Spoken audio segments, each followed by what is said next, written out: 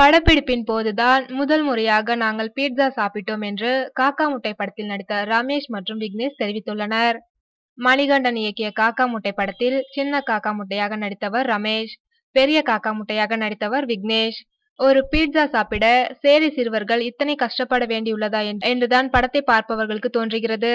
இந்நிலையில் ரமேஷ் மற்றும் விக்னேஷ் படம் பற்றியும் பீட்சா பற்றியும் கூறுகையில், பீட்சா சாப்பிட வேண்டும் என்று ஒரு முறை ஆசைப்பட்டேன். ஆனால் அந்த ஆசை நிறைவேறவில்லை. படப்பிடிப்பின் போதுதான் முதல் முறையாக பீட்சா சாப்பிட்டேன் என்றார் ரமேஷ். என் குடும்ப சூழலில் நான் எதற்கும் ஆசைப்படுவதில்லை. படத்தில் நடிக்கையில் தான் பீட்சா பற்றியே தெரிய வந்தது. எனக்கும் சரி ரமேஷிற்கும் சரி பீட்சா பிடிக்கவில்லை என்று விக்னேஷ் கூறியுள்ளார். நான் 10ஆம் வகுப்பு படிக்கின்றேன். ரமேஷ் 8ஆம் வகுப்பு படிக்கின்றான். படம் வெளியான பிறகு அனைவரும் எங்களை பாராட்டியதுடன் அன்புடன் நடந்து கொள்கின்றனர்.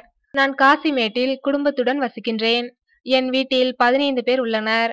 என் வீட்டுக்கு அருகே வசித்து வந்த ரமேஷ் தற்போது எண்ணூரில் வசிக்கிறான். அவனது தந்தை ஒரு மீனவர் என்று விக்னேஷ் தெரிவித்தார்.